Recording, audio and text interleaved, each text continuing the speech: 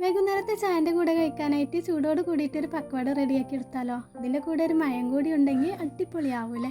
അപ്പോൾ അതിനായിട്ട് മീഡിയം സൈസുള്ള 2 സവാള ചെറുതായി കട്ട് ചെയ്തത് ഒരു ബൗളിലേക്ക് ഇട്ട് കൊടുക്കാം. 1/4 കപ്പ് കടലമാവും, 1/2 കപ്പ് മൈദയും, ആവശ്യത്തിന് ഉപ്പും, 1/4 ടീസ്പൂൺ മഞ്ഞൾപ്പൊടിയും, ചെറുതായി അരിഞ്ഞ ഇഞ്ചിയും, ചെറുതായി അരിഞ്ഞ പച്ചമുളകും, പിന്നെ 2 തണ്ട് കറിവേപ്പിലയും, ആവശ്യത്തിന് മല്ലിയിലയും കൂടി ചേർത്തിട്ട് എല്ലാം കൂടിയിട്ട് നന്നായിട്ടൊന്ന് മിക്സാക്കി കൊടുക്കുക.